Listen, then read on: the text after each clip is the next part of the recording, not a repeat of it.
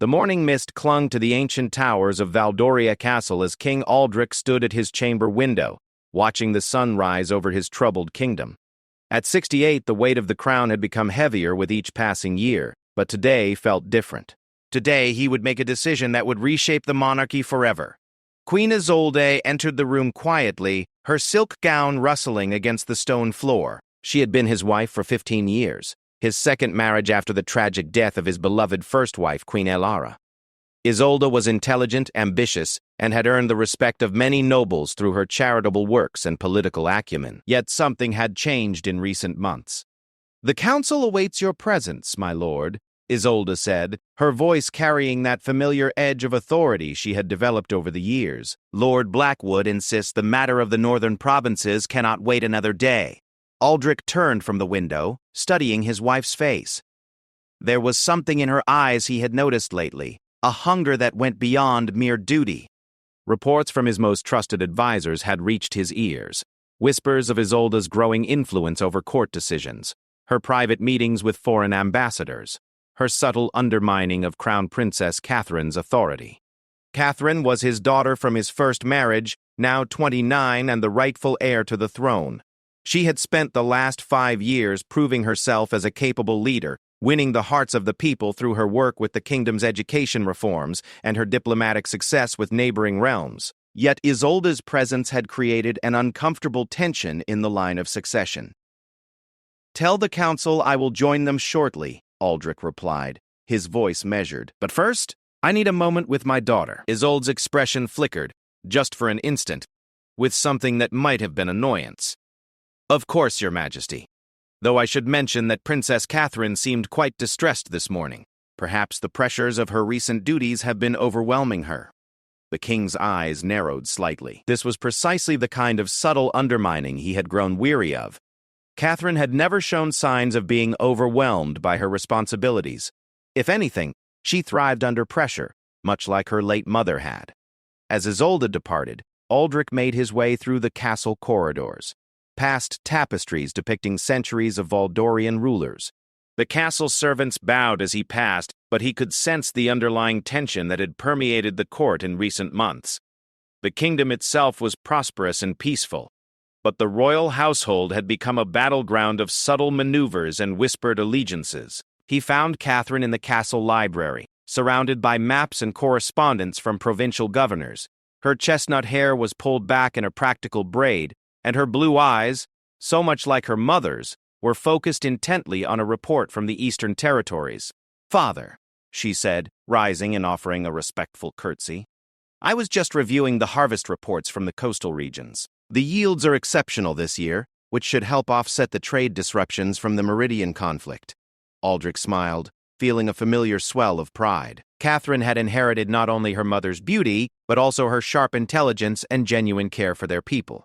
Unlike Isolde's calculated charm, Catherine's connection to the kingdom felt authentic and deep-rooted. "Your dedication continues to impress me," he said, settling into a chair across from her. "But tell me, how are you finding the court these days? Are you receiving the support you need for your initiatives?"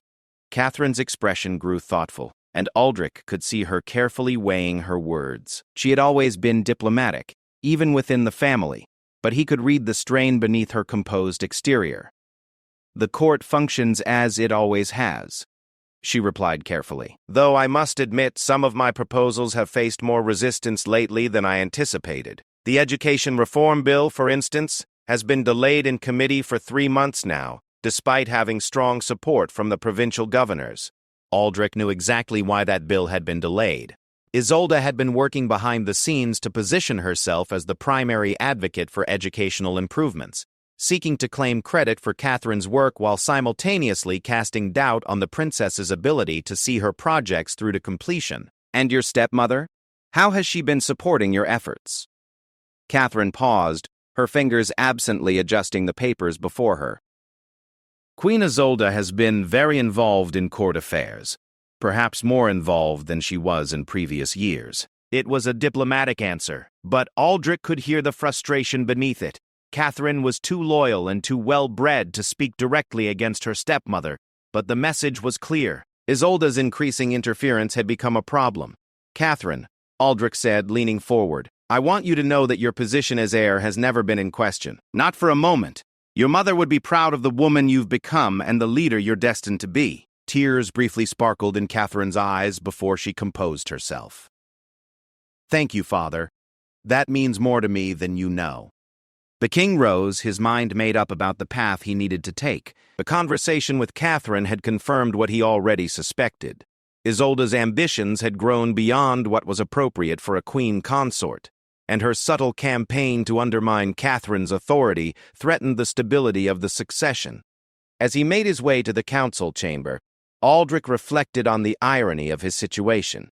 He had married Isolde partly for political reasons. Her family's connections had strengthened Valdoria's position in the region, but also because he had genuinely cared for her. She had been a comfort during his years of grief, and her intelligence had made her a valuable partner in governance.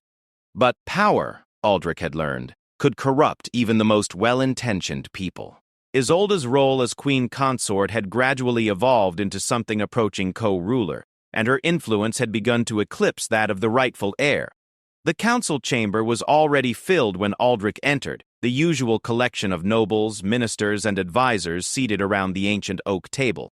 Isolde sat in her customary place of honor, her posture regal and confident. She had clearly expected to lead this meeting in the king's temporary absence. "Gentlemen, your majesty," Aldrich said, taking his seat at the head of the table.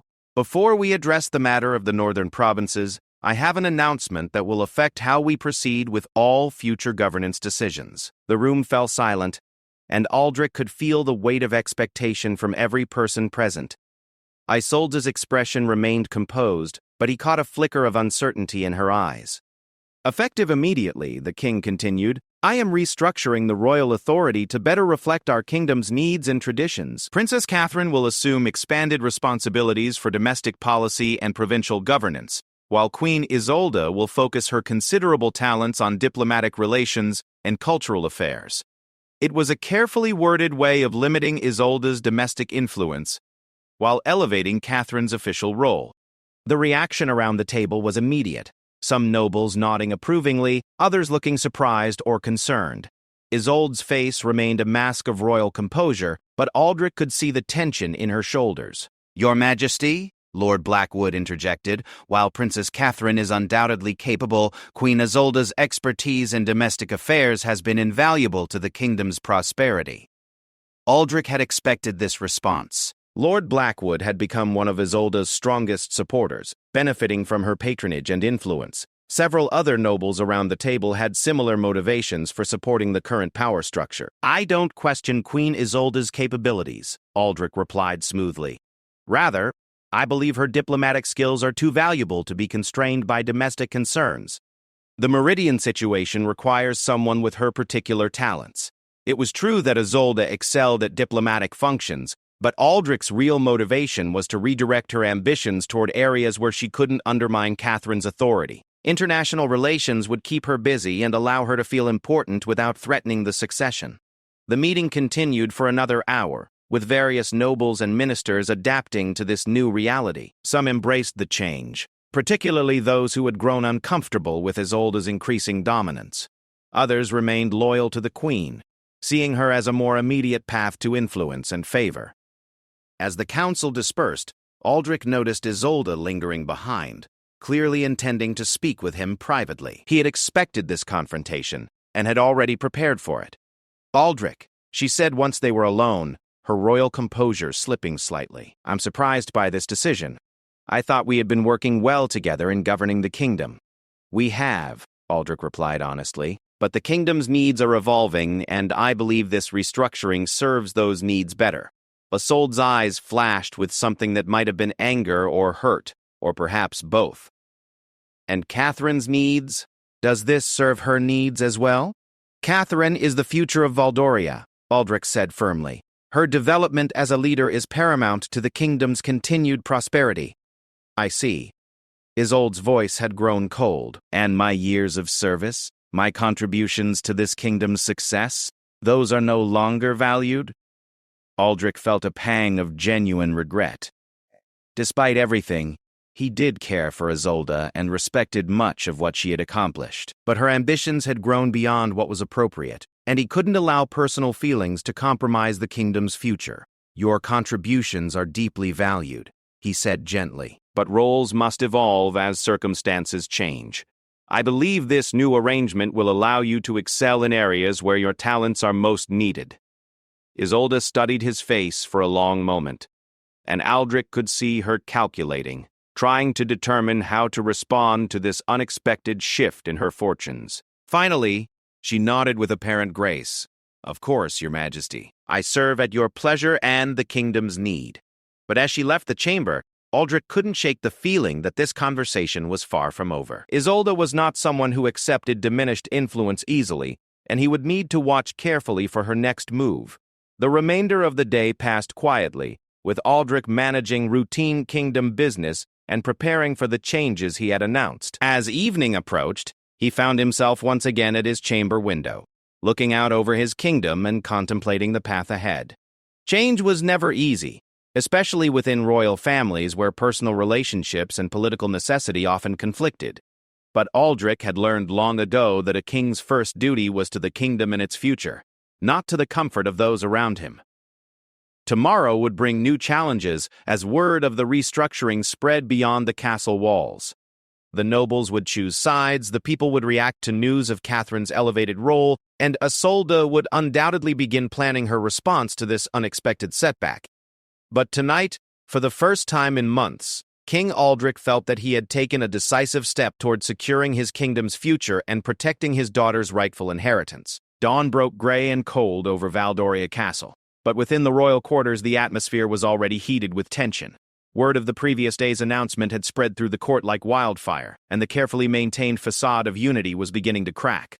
Queen Isolde stood in her private sitting room, surrounded by a small circle of her most trusted allies. Lady Morgana, her chief lady-in-waiting and closest confidant, poured tea with hands that barely trembled despite the gravity of their situation. Lord Blackwood sat rigidly in an ornate chair, his face flushed with barely contained indignation.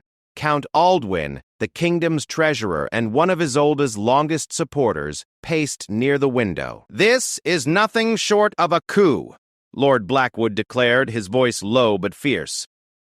15 years of dedicated service to this kingdom, and he strips away your authority as if you were some minor court functionary." Isolde remained outwardly calm, though her fingers gripped her teacup with enough force to whiten her knuckles. She had spent the sleepless night analyzing every angle of Aldrich's decision, searching for weaknesses and opportunities. "The king has made his position clear," she replied, her voice measured. "The question now is how we respond to protect the kingdom's interests." Lady Morgana set down the teapot and moved closer to her mistress.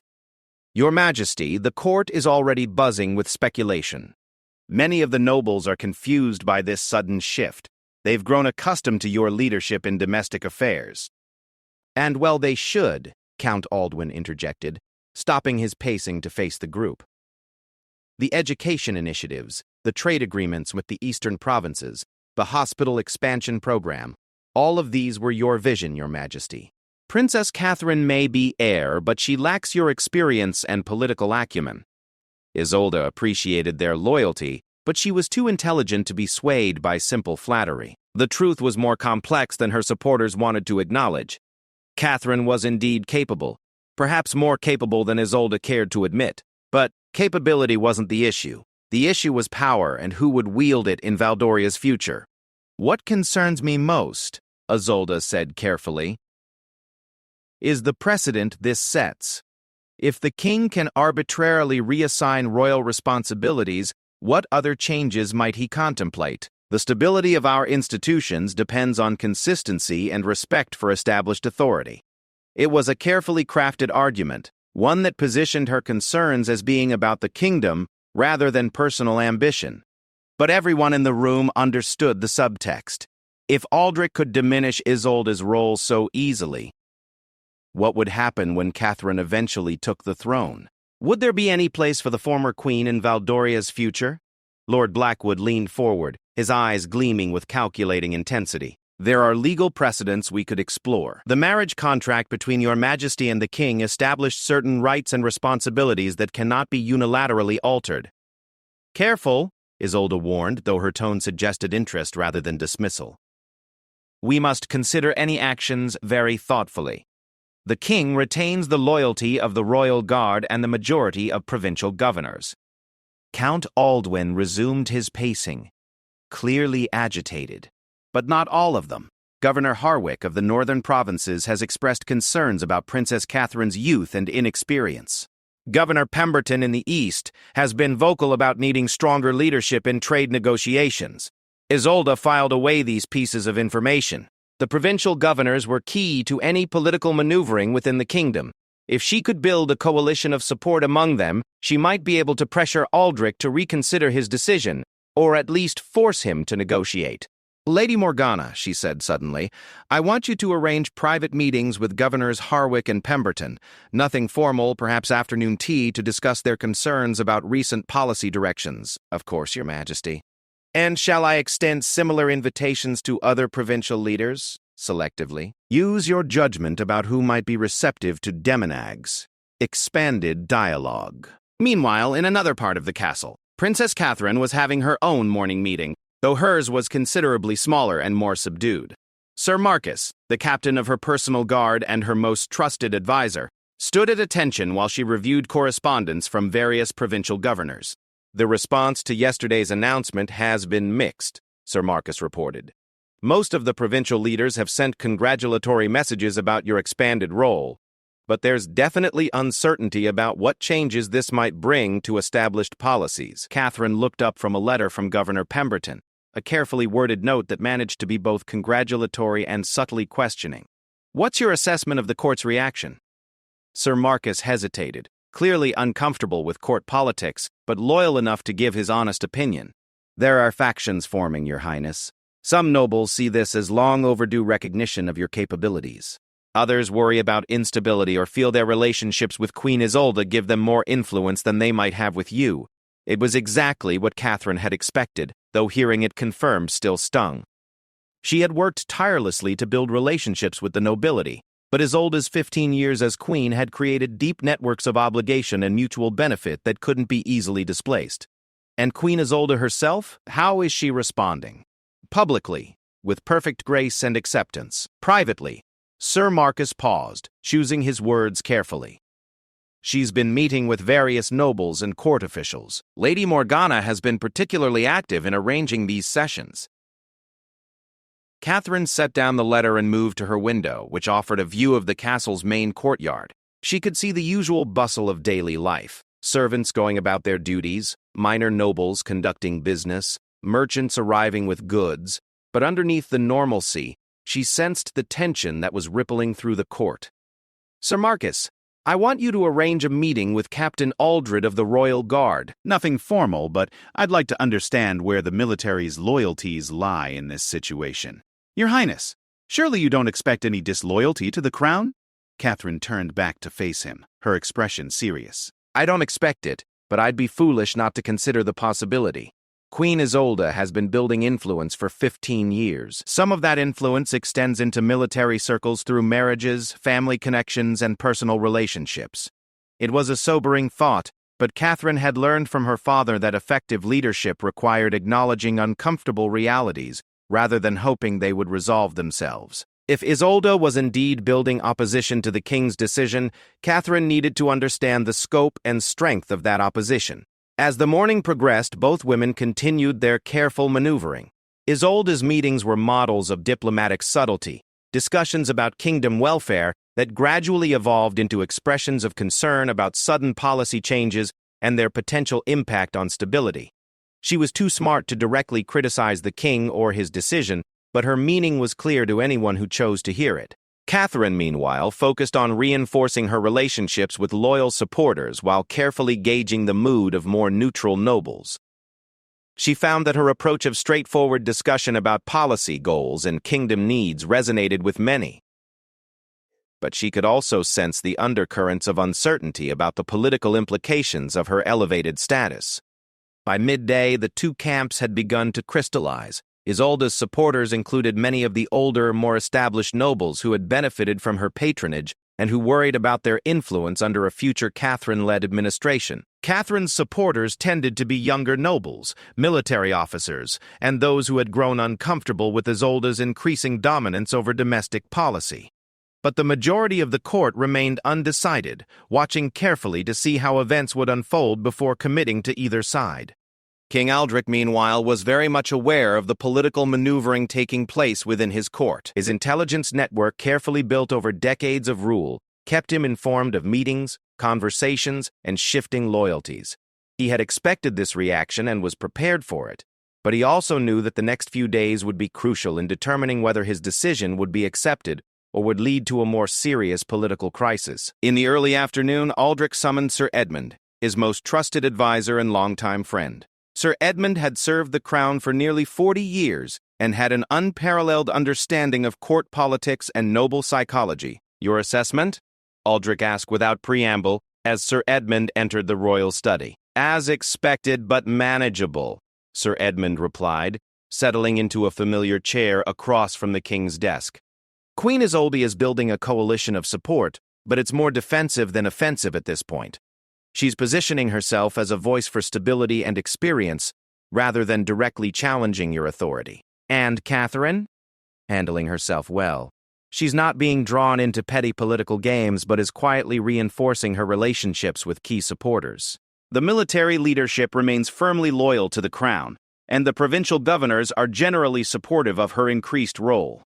Aldric nodded, pleased but not surprised by his daughter's maturity in handling this delicate situation. "What about the broader implications? How is this playing with the people?" Sir Edmund smiled slightly. "The common people are largely supportive. Princess Catherine is genuinely popular throughout the kingdom. They see this as preparation for her eventual succession and are pleased that their future queen is being given more responsibility." This was welcome news. Popular support was crucial for long-term stability, and Catherine's genuine connection with the kingdom's citizens gave her a significant advantage over anyone who might challenge her authority. However, Sir Edmund continued, "We shouldn't underestimate Queen Isolde's political skills. She's being very careful not to appear disloyal or ambitious, but she's definitely working to create pressure for some kind of compromise or revision of your decision." Aldric had expected this as well. Isolde was far too intelligent to mount a direct challenge, but she would use every tool at her disposal to try to restore her influence. The question was whether she would overplay her hand or find a way to force a negotiated settlement. "Keep monitoring the situation closely," Aldric instructed, "and make sure Catherine has whatever support she needs to establish her authority in her new role." As evening approached, the royal family gathered for dinner in the private dining hall, a tradition that had continued despite the growing tensions. The meal was a study in royal diplomacy, with conversation carefully steered toward neutral topics like weather, upcoming festivals, and news from neighboring kingdoms. But beneath the surface politeness, each person was acutely aware of the political undercurrents. Isolde was perfectly gracious toward Catherine, but there was a subtle edge to her comments that suggested the younger woman's inexperience. Catherine responded with equal grace, but with a quiet confidence that demonstrated her readiness for increased responsibility. Aldric watched this delicate dance with growing conviction that he had made the right decision. The contrast between Isolde's calculated political maneuvering and Catherine's genuine leadership qualities was becoming more apparent with each passing hour. But he also knew that the real test was yet to come. Word of the royal restructuring would reach the neighboring kingdoms within days, and their reactions could influence domestic opinion. Trade relationships, military alliances, and diplomatic negotiations might all be affected by perceptions of instability or weakness in Valdoria's leadership. As the dinner concluded and the family retired to their separate quarters, each carried with them the weight of decisions yet to be made and challenges yet to be faced. The first day after the announcement had passed relatively quietly, but everyone understood that this was merely the calm before a potentially much larger storm. The kingdom of Valdoria stood at a crossroads, and the next few days would determine whether the transition of power would be smooth or whether the royal family would face its greatest internal crisis in generations. 3 days had passed since King Aldric's announcement, and the political landscape of Valdoria had begun to shift in ways that surprised even the most seasoned court observers. Queen Isolde's careful campaign of influence had gained momentum, but it had also forced her to reveal more of her hand than she might have preferred. The morning brought troubling news to Princess Catherine's chambers. Sir Marcus arrived with reports that painted a clearer picture of the growing opposition to her elevated status.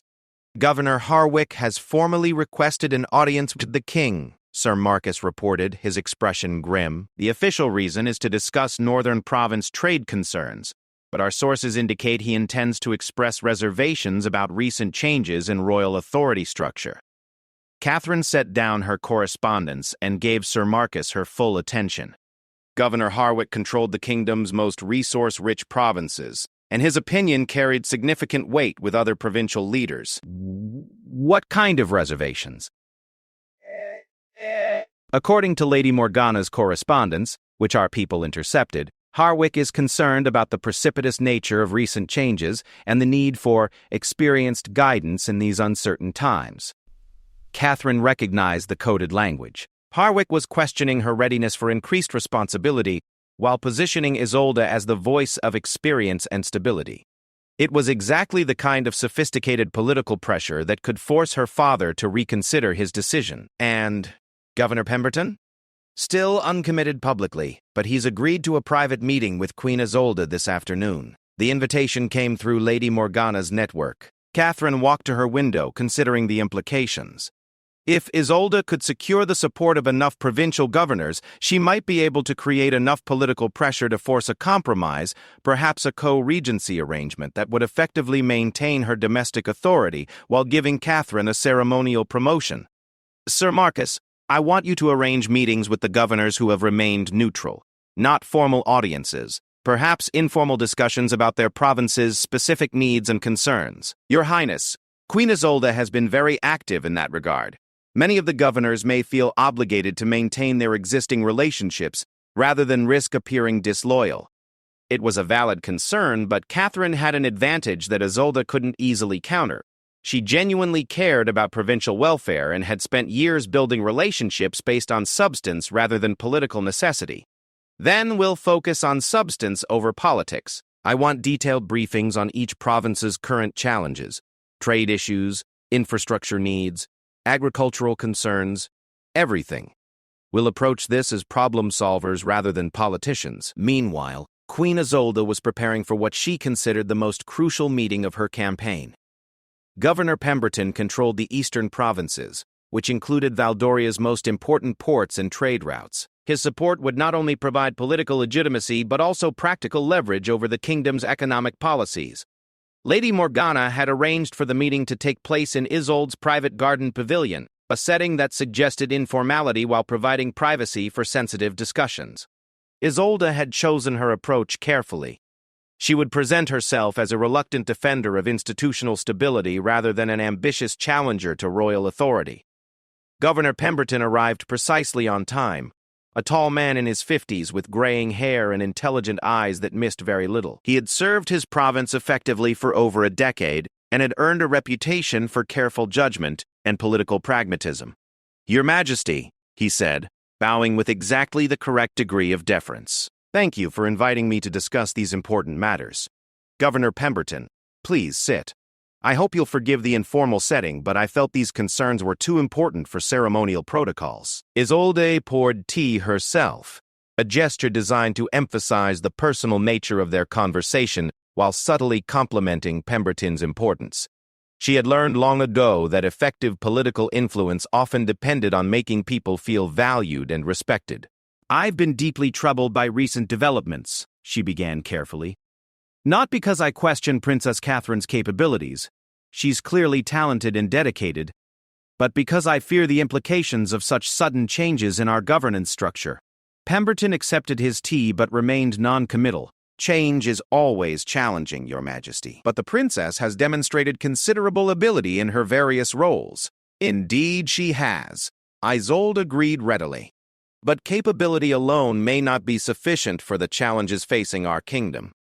The trade disputes with Meridian, the increasing pressure from northern raiders, the delicate negotiations with our southern neighbors, these situations require not just talent but deep experience and established relationships." It was a subtle but effective argument. Isolde was acknowledging Catherine's abilities while suggesting that the current challenges required her own particular expertise. She was positioning herself as indispensable rather than merely ambitious.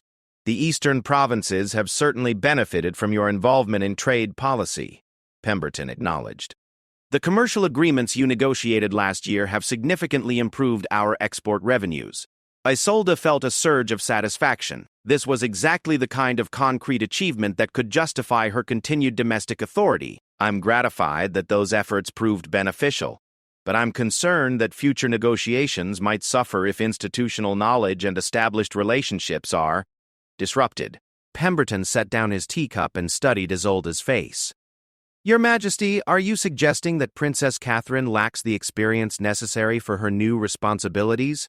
It was a direct question that required careful handling. Isolde couldn't appear to be directly criticizing the heir apparent, but she needed to plant seeds of doubt about the wisdom of the king's decision. Not at all, she replied smoothly, but experience cannot be rushed, and relationships take years to build. I worry that sudden changes might create opportunities for our rivals to exploit perceived weaknesses in our negotiating positions. Meanwhile, King Aldric was receiving his own intelligence reports about the growing political maneuvering. Sir Edmund had spent the morning meeting with various court officials and military leaders, gathering information about loyalties and concerns. The situation is more serious than we initially anticipated, Sir Edmund reported. Queen Isolde's influence extends deeper into the provincial governance structure than we realized. She's not just calling in political favors. She's presenting legitimate policy arguments that resonate with practical concerns. Aldric frowned, recognizing that this made the situation more complex than a simple power struggle. If Isolde could demonstrate genuine policy advantages to maintaining her authority, she might be able to build sustainable opposition to his decision. What specific arguments is she making? Primarily continuity and experience. She's emphasizing the complex international negotiations currently underway and suggesting that disrupting established relationships could harm the kingdom's interests. It was a sophisticated approach that would be difficult to counter without appearing to dismiss legitimate policy concerns. Aldric realized that he might need to accelerate his timeline for implementing the changes, rather than allowing opposition to build gradually. And Catherine's response? She's focusing on substantive engagement with provincial concerns rather than political maneuvering. It's the right approach long-term, but it may not be effective in countering immediate political pressure. Aldric considered his options. He could stand firm and weather the political storm, potentially damaging relationships with important governors and nobles. He could compromise and create some kind of power-sharing arrangement, but that would essentially validate Isolde's challenge to his authority. Or he could escalate the situation by making additional changes that would clarify the new power structure. Beyond any doubt, Sir Edmund, I want you to schedule individual meetings with Governors Harwick and Pemberton. I'll address their concerns directly, rather than allowing them to be filtered through Queen Isolde's perspective. That's a risk, Your Majesty. If those meetings don't go well, it could legitimize their opposition and encourage other governors to voice similar concerns. Perhaps. But I'd rather deal with opposition based on honest disagreement than opposition based on misunderstanding or manipulation. That afternoon, while Isolde was meeting with Governor Pemberton, Princess Catherine was having her own crucial conversation with Captain Aldred of the Royal Guard. She had requested the meeting to assess military loyalty, but she quickly realized that the captain had his own concerns about the political tensions developing within the court. Your Highness, Captain Aldred said carefully, the Royal Guard remains absolutely loyal to His Majesty and the Crown. But I'd be lying if I said the current situation wasn't causing some uncertainty among the ranks. What kind of uncertainty? Some of the officers have family connections to nobles who support Queen Isolde. They're not questioning their duty, but they're wondering about the implications of divided loyalty within the royal family itself. Catherine felt a chill of realization. She had been thinking about this conflict in terms of political maneuvering and policy differences, but Captain Aldred was highlighting a more serious concern. If the royal family appeared to be divided against itself, it could undermine the basic stability that allowed the monarchy to function effectively. Captain, I want to be very clear about something. There is no division within the royal family regarding ultimate authority. King Aldric remains the sovereign, and I serve at his pleasure in whatever capacity he deems appropriate. Yes, Your Highness, but with respect, The court doesn't always distinguish between policy disagreements and personal conflicts when it comes to royal family dynamics. It was a sobering observation. Catherine realized that her father's decision, while intended to clarify succession and authority, might actually be creating exactly the kind of instability it was meant to prevent. What would you recommend?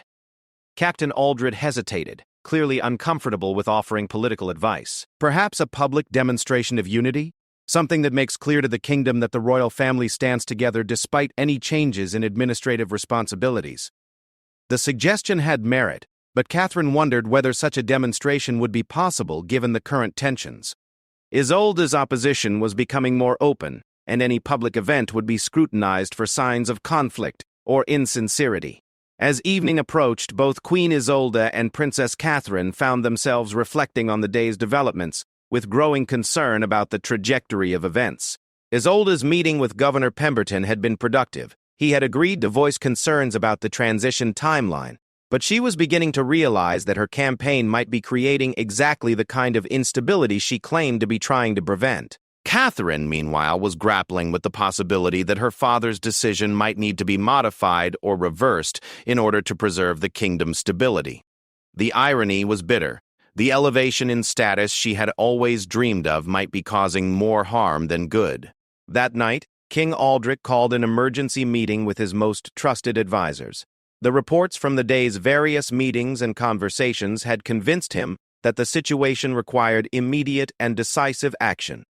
"Gentlemen," he said as the small group gathered in his private study, "we have reached a critical juncture. Queen Isolde's opposition has gained more traction than anticipated, and the resulting uncertainty is beginning to affect confidence in royal authority itself." Sir Edmund nodded gravely. "The provincial governors are genuinely concerned about stability, Your Majesty. They're not necessarily opposed to Princess Catherine's increased role, but they're worried about the transition process and its potential impact on ongoing negotiations and policies." "Then we need to address those concerns directly and decisively," Aldric replied. "I've decided to call a full assembly of provincial governors and major nobles for the end of the week. We'll present a comprehensive plan for the transition that addresses their specific concerns while making clear that the fundamental decision is not subject to negotiation." It was a high-risk strategy. The assembly would either demonstrate unified support for the king's decision or provide a forum for organized opposition to crystallize into something approaching rebellion.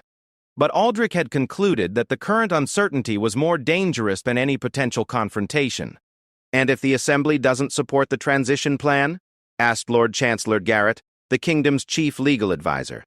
Aldric's expression hardened. "Then we'll discover who truly serves the crown and who serves their own interests. Either way, this uncertainty ends now." As the meeting concluded and his advisors departed to begin preparations for the assembly, Aldric stood once again at his window looking out over his kingdom. In 5 days, he would either secure his daughter's future and the kingdom's stability, or he would face the greatest challenge to royal authority in Valdoria's recent history. The time for subtle maneuvering and careful compromise had passed. Now was the moment for decisive leadership, regardless of the personal cost. The Great Hall of Valdoria Castle had not witnessed such a gathering in over a decade. Provincial governors, major nobles, military commanders, and court officials filled the ancient chamber, their voices creating a low hum of nervous energy. Banners representing every region of the kingdom hung from the stone walls, but the atmosphere was charged with tension rather than celebration. King Aldric stood before his throne, dressed in the full regalia of his office. The crown of Valdoria, passed down through 20 generations of rulers, seemed to catch every flicker of light from the great chandeliers. To his right stood Princess Catherine, wearing the ceremonial robes of the heir apparent. To his left, Queen Isolde maintained perfect royal composure despite the uncertainty of what this assembly might bring. The past 3 days had been a whirlwind of preparation and political maneuvering. Queen Isolde's supporters had worked tirelessly to ensure their concerns would be voiced during the assembly, while Catherine's allies had focused on demonstrating her readiness for increased responsibility. The uncommitted nobles and governors found themselves courted by both sides, their eventual support potentially decisive for the kingdom's future. "Lords and ladies of Valdoria," King Aldric began, his voice carrying clearly through the hall.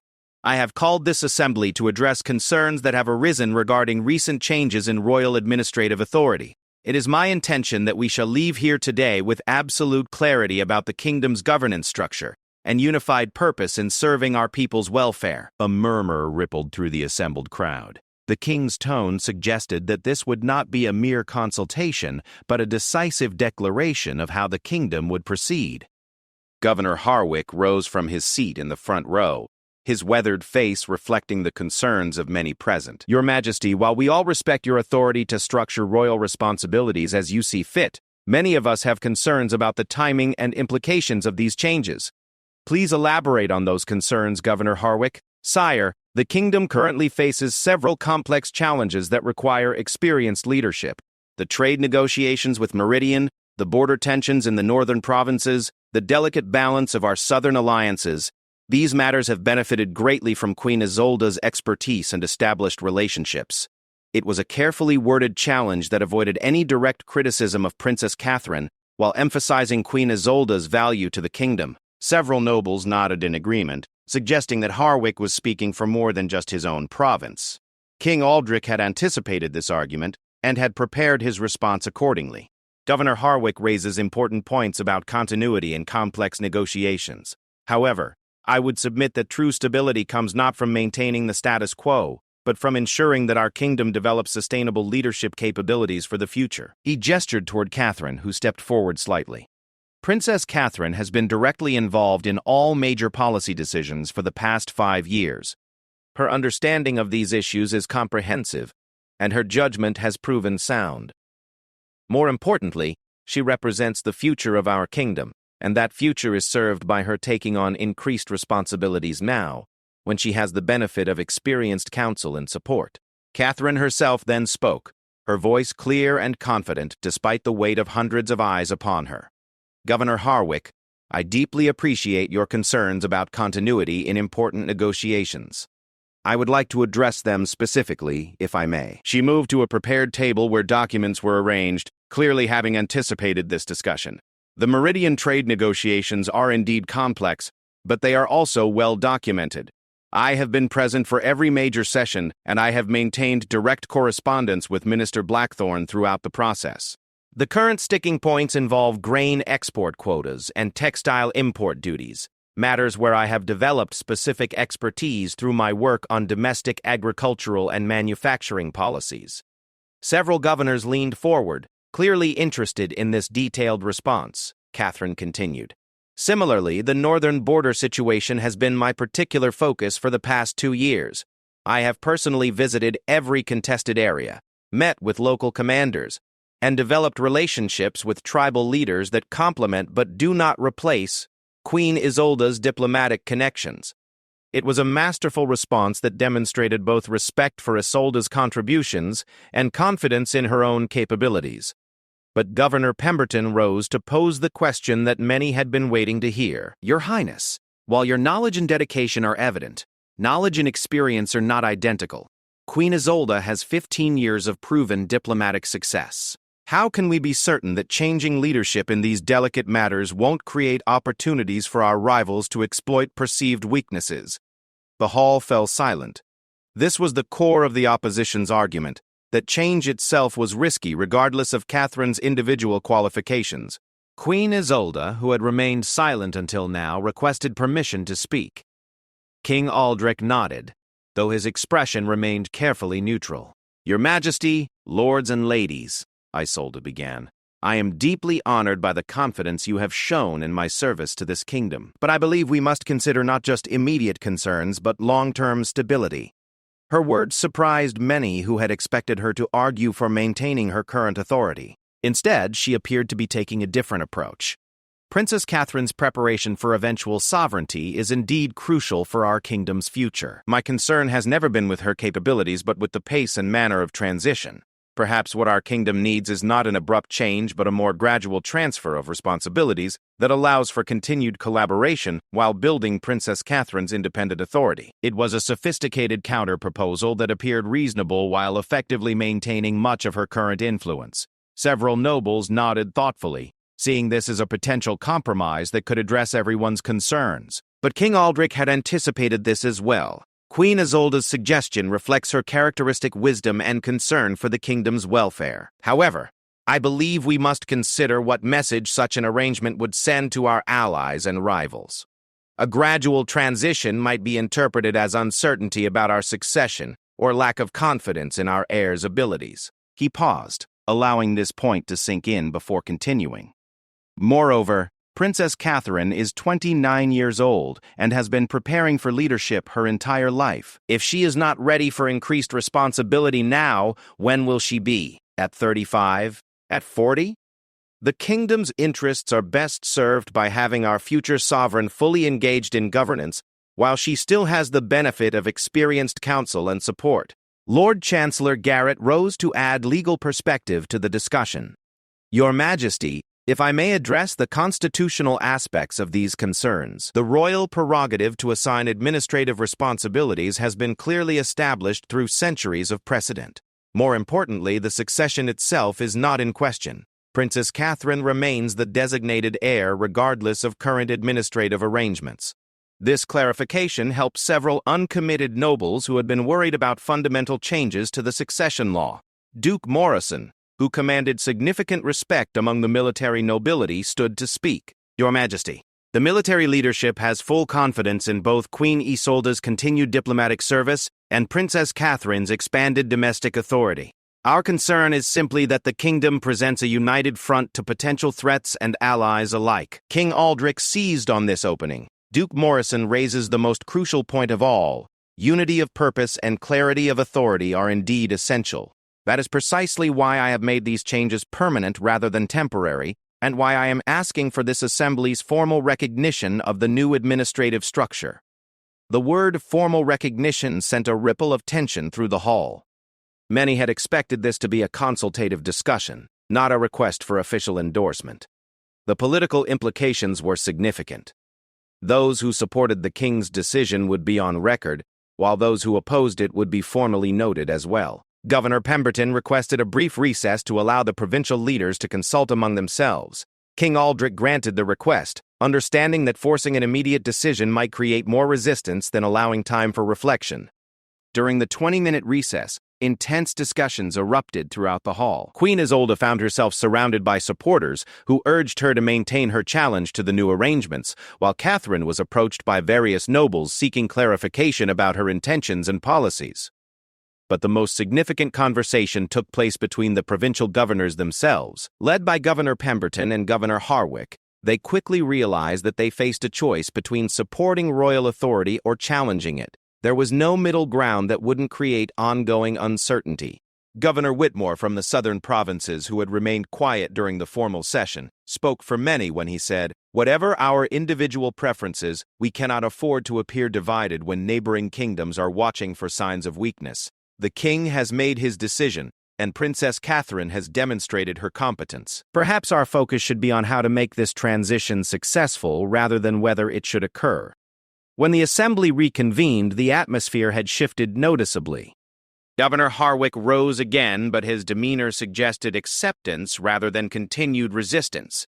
Your Majesty, the provincial governors have discussed the matter thoroughly. While we maintain concerns about the complexities of the current international situation, we recognize that royal authority must be respected and that the kingdom's unity is paramount. He paused, choosing his words carefully. We formally request that any transition in responsibilities include provisions for continued coordination between Queen Isolde's diplomatic expertise and Princess Catherine's domestic authority, particularly in matters that cross those boundaries. It was a face-saving compromise that allowed the governors to support the king's decision while ensuring that Isolde's knowledge wouldn't be completely excluded from domestic matters with international implications. King Aldrich considered the request briefly before responding. Governor Harwick's suggestion has merit. I propose that we establish formal coordination protocols between diplomatic and domestic authorities, with clear guidelines for consultation and decision-making in matters that affect both spheres. Queen Isolde recognized that this was likely the best outcome she could achieve. The king's decision would stand, but she would maintain some influence through the coordination requirements. More importantly, she would avoid the appearance of disloyalty while positioning herself as a collaborator rather than an opponent. Your Majesty, she said, rising with dignity, I am honored to serve the kingdom. in whatever capacity best serves our people's welfare. Princess Catherine has my complete support and cooperation in her expanded responsibilities. The formal endorsement from Queen Isolde effectively ended any organized opposition to the king's decision. One by one, the remaining nobles and governors voiced their support for the new arrangements, many expressing confidence in Princess Catherine's abilities and appreciation for the coordination protocols. As the assembly concluded, King Aldrich felt a profound sense of relief mixed with vindication. The confrontation he had feared might fracture his kingdom had instead demonstrated its fundamental unity when faced with external pressures and internal uncertainty. Princess Catherine, meanwhile, understood that she had crossed a crucial threshold. The support she had received wasn't just polite acknowledgement of royal authority. It represented genuine confidence in her capabilities and judgment. But she also recognized that the real test would come in the implementation of her new responsibilities.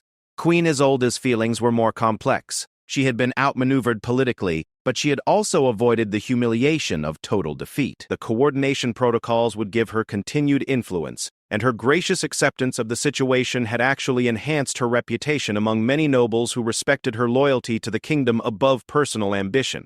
That evening, the royal family dined together in an atmosphere markedly different from the tense meals of the previous week.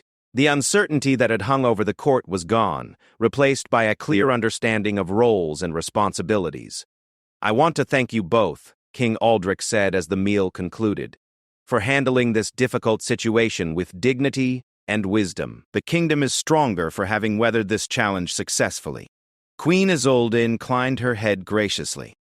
"The kingdom's welfare has always been my primary concern, Your Majesty. I look forward to continuing that service in my new role." Catherine reached across the table to touch Isolde's hand briefly, a gesture that might have seemed simple but carried profound significance after the week's tensions. "I hope I can earn the same level of respect and effectiveness that you've achieved, Your Majesty. Your guidance in the coordination protocols will be invaluable." It was a moment of genuine reconciliation, though each woman understood that their relationship would need to be carefully managed going forward. Political necessity had brought them to this point, but building true collaboration would require ongoing effort and good faith from both sides. As they retired to their chambers, each member of the royal family carried with them a sense that a significant chapter in Valdoria's history had concluded. The kingdom had faced internal political crisis and emerged with renewed clarity about its leadership structure and succession planning. But they also understood that the real work was just beginning. International observers would be watching carefully to see how the new arrangements affected Valdoria's policies and capabilities. Domestic challenges would test Catherine's ability to translate authority into effective governance, and the delicate balance between Isolde's diplomatic role and Catherine's domestic authority would require constant attention to prevent future conflicts. The crown's decision had been made and accepted, but the consequences of that decision would unfold over months and years to come. 6 months had passed since the Great Assembly, and the Kingdom of Valdoria had settled into its new rhythm of governance. The autumn harvest had been exceptional, trade relationships remained strong, and the predicted disruptions from the leadership transition had failed to materialize. Yet beneath the surface stability, the royal family continued to navigate the complex dynamics created by the redistribution of authority. Princess Catherine stood in the castle's war room, surrounded by maps and reports from across the kingdom. Her expanded role had proven more challenging and rewarding than she had anticipated. The morning briefing with her advisors had covered everything from infrastructure repairs in the eastern provinces to negotiations with merchant guilds about new trade routes. "Your Highness," Sir Marcus reported, "Governor Pemberton sends word that the new port facilities in East Haven are ahead of schedule and under budget. The coordination with Queen Isolde's trade delegation has been seamless." Catherine smiled at this news. The port project had been one of the first major tests of the new coordination protocols between her domestic authority and Isolde's diplomatic responsibilities. The success of this collaboration had helped ease many of the concerns voiced during the assembly. "And the northern provinces? Any updates on the border situation?" Governor Harwick reports continued calm along the frontier. The tribal leaders seem satisfied with the new trade agreements, and there have been no incidents in over 3 months. This too represented a significant achievement. Catherine's personal involvement in negotiating with the northern tribes, combined with Isolde's formal diplomatic protocols, had created a stability that had eluded previous administrations. But Catherine's greatest satisfaction came from the domestic policy achievements that were uniquely her own. The education reform bill, delayed for months before her elevation, had finally passed and was showing remarkable results. Literacy rates in rural areas were improving faster than anyone had projected, and the kingdom's universities were reporting increased enrollment from previously underrepresented regions. The hospital expansion program had also exceeded expectations. Catherine's approach of working directly with local communities to identify needs and solutions had created a network of medical facilities that served not just as treatment centers, but as training grounds for new physicians and nurses. These successes had not gone unnoticed by the kingdom's citizens. Popular support for Princess Catherine had grown steadily over the months, and she was increasingly seen as a leader who combined genuine concern for people's welfare with practical competence in addressing their needs. Meanwhile, Queen Isolde had found her own path to continued influence and satisfaction in her redefined role. The coordination protocols that had initially seemed like a consolation prize had evolved into something much more substantive. Her diplomatic expertise proved invaluable in implementing Catherine's domestic policies, particularly those with international implications. The trade agreements with neighboring kingdoms had reached new levels of sophistication under Isolde's guidance. She had leveraged her established relationships with foreign courts to create beneficial arrangements that supported Catherine's domestic initiatives while strengthening Valdoria's regional position. More importantly, Isolde had discovered that her influence in international affairs was actually enhanced by her reduced involvement in domestic politics. Foreign negotiators treated her as a more credible partner when they understood that her focus was entirely on diplomatic rather than political concerns. On this particular afternoon, Isolde was preparing for a crucial meeting with Ambassador Thornwick from the Kingdom of Ethermore. The southern neighbor had been exploring closer economic ties with Valdoria, and the potential agreement could significantly benefit both Catherine's infrastructure projects and the kingdom's overall prosperity. Lady Morgana entered the Queen's study with the latest intelligence about Aethermore's negotiating position. Your Majesty, our sources indicate that King Edmund of Aethermore is under pressure from his own nobles to secure better grain import terms. They're particularly interested in access to our northern wheat varieties. Isolde considered this information carefully. The northern provinces produced some of the finest wheat in the region, but increased exports would need to be balanced against domestic needs and fair compensation for the farmers. This creates an excellent opportunity for coordination with Princess Catherine, Isolde mused. The agricultural policies she's implemented have increased northern productivity significantly. If we can structure an agreement that provides good prices for our farmers while meeting Ethermore's needs, it could be beneficial for everyone. It was exactly the kind of thinking that had made the coordination protocols successful. Rather than competing for authority, both women had learned to identify areas where their respective expertise could be combined for maximum effectiveness. King Aldric, observing these developments from his position as sovereign, felt a deep satisfaction that had nothing to do with political vindication and everything to do with paternal pride. His decision to restructure royal authority had been proven correct not just in principle but in practical results. The kingdom was more prosperous than it had been in years. International relationships were stronger. Domestic policies were more effective, and the succession was clearly established and broadly supported.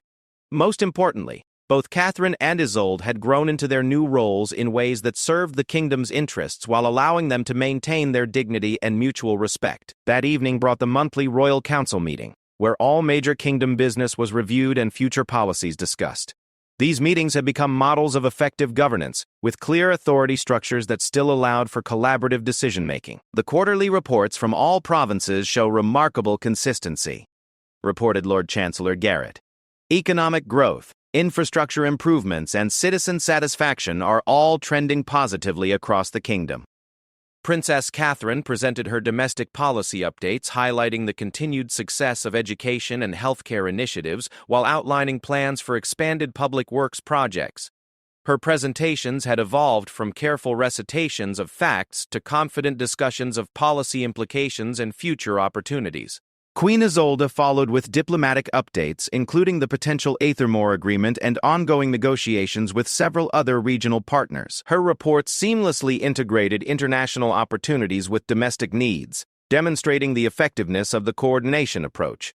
King Aldric listened to these presentations with growing conviction that he had successfully managed one of the most difficult challenges a monarch could face, preparing for succession while maintaining effective governance in the present. "I want to commend both of you," he said as the formal business concluded, "for demonstrating that effective leadership often requires adaptation rather than rigid adherence to traditional approaches.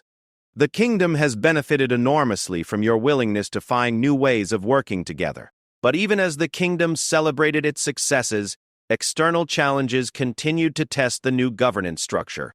Intelligence reports indicated that the Kingdom of Meridian was experiencing internal political turmoil that could affect regional stability. If their government collapsed or became aggressively expansionist, Valdoria might face significant military and diplomatic challenges. Sir Edmund, ever the careful analyst, had prepared contingency plans for various scenarios. "The coordination protocols we've established for normal governance could be crucial if we face a crisis," he noted. "Having clear lines of authority while maintaining collaborative decision-making should allow for both rapid response and comprehensive planning." It was a prescient observation. 3 weeks later, news arrived that King Marcus of Meridian had died suddenly, leaving a disputed succession between his 2 sons. Both claimants were seeking international support, and several neighboring kingdoms were already taking sides in what promised to become a complex regional conflict. Princess Catherine's first instinct was to focus on domestic preparations, strengthening border defenses, ensuring adequate food supplies, and maintaining internal stability. Queen Isolde immediately began reaching out to diplomatic contacts to gather intelligence and explore options for keeping Valdoria neutral in the succession dispute. King Aldric called an emergency council meeting to coordinate the kingdom's response. "This crisis will test everything we've built over the past months," he told his advisors. "Our ability to respond effectively while maintaining unity will determine not just our immediate security, but our long-term position in the region." The meeting that followed demonstrated how thoroughly the new governance structure had been internalized by the entire royal administration. Catherine presented domestic security measures and resource allocation plans. Isolde outlined diplomatic options and intelligence assessments. Military commanders reported on defense preparations and alliance obligations. Most importantly, every proposal was evaluated in terms of how domestic and international implications affected each other. The coordination protocols had evolved from formal procedures into integrated thinking that naturally considered multiple perspectives and consequences. "I recommend that we offer to mediate the succession dispute," Isolde suggested. "Our neutrality and regional respect could make us valuable partners for both claimants, while preventing either from seeing us as threats to their legitimacy." Catherine immediately grasped the domestic implications. "If we're going to serve as mediators, we need to demonstrate internal stability and unity. I propose accelerating several infrastructure projects to show confidence in our own future, while preparing for potential refugee populations if the conflict escalates." It was exactly the kind of coordinated strategic thinking that would have been impossible under the previous governance structure. Neither woman could have developed such comprehensive plans independently, but their collaboration produced options that addressed both immediate needs and long-term consequences. Over the following weeks, Valdoria's response to the Meridian crisis became a model for other regional powers. Queen Isolde's diplomatic initiative successfully positioned the kingdom as a neutral mediator trusted by both succession claimants. Princess Catherine's domestic preparations ensured that Valdoria remained stable and prosperous, even as neighboring kingdoms were disrupted by the conflict. The crisis also provided an unexpected opportunity to demonstrate the effectiveness of the kingdom's new leadership structure. International observers who had initially questioned the governance changes were impressed by the coordinated and effective response to complex challenges. Ambassador Thornwick of Aethermore, who had been negotiating trade agreements with Queen Isolde, requested a meeting with both the Queen and Princess Catherine to discuss expanded cooperation in light of regional instability. "Your Majesties," he said during the meeting, "King Edmund has asked me to express his admiration for Valdoria's response to the current crisis. The combination of diplomatic wisdom and domestic strength you've demonstrated suggests that our kingdoms could benefit from closer cooperation than we initially envisioned. The result was a comprehensive alliance that included not just trade agreements, but mutual defense provisions and coordination protocols for managing regional instability. It was exactly the kind of achievement that validated King Aldric's decision to restructure royal authority while demonstrating the maturity and effectiveness of both Catherine and Isolde in their respective roles. As winter approached and the Meridian succession dispute moved toward resolution through Valdorian mediation, the royal family reflected on how profoundly their relationships and responsibilities had evolved over the year. Princess Catherine had grown from an accomplished heir apparent into a confident and effective leader whose domestic policies were improving citizens' lives while strengthening the kingdom's international position. Her popularity among the people had translated into genuine political authority that commanded respect from nobles and provincial governors. Queen Isolde had transformed from a domestic political force into a diplomatic strategist whose expertise was valued throughout the region.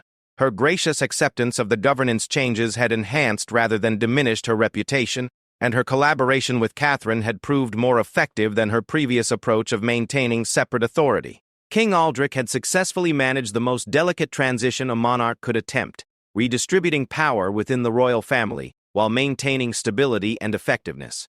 His decision to force a resolution rather than allowing uncertainty to persist had prevented the kind of internal conflict that could have weakened the kingdom for generations. On a cold December evening, as snow began to fall over Valdoria Castle, the royal family gathered for their weekly private dinner. The conversation ranged across various kingdom business, but there was an ease and mutual respect that would have been impossible to imagine during the tense days of the previous winter. "I've been thinking about the year ahead," Princess Catherine said as the meal concluded.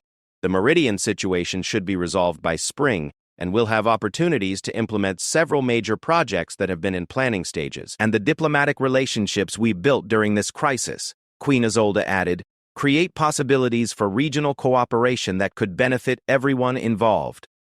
King Aldric smiled as he listened to this collaborative planning. "A year ago, I made a decision that I knew would be difficult and potentially divisive.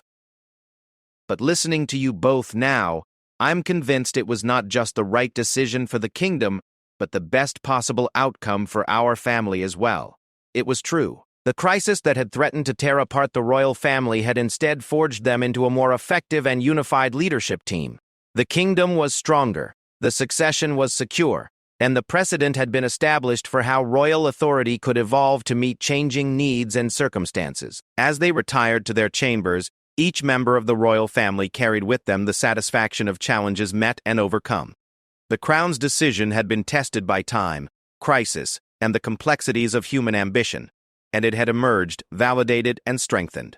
The kingdom of Valdoria entered the new year with confidence, prosperity, and the kind of stable leadership that allowed its citizens to pursue their own dreams and ambitions, secure in the knowledge that their future was in capable hands. The story that had begun with a dawn decision in a castle chamber had evolved into something far greater. A demonstration that effective leadership sometimes requires the courage to change established patterns in service of both immediate needs and long-term vision. In the end, King Aldric's gamble had paid off, not because it eliminated conflict, but because it channeled conflict into constructive collaboration. The crown's decision had created a stronger kingdom, a more secure succession, and a royal family that had learned to combine individual strengths in service of shared goals. As the snow continued to fall outside the castle walls, the future of Valdoria seemed brighter than it had in generations.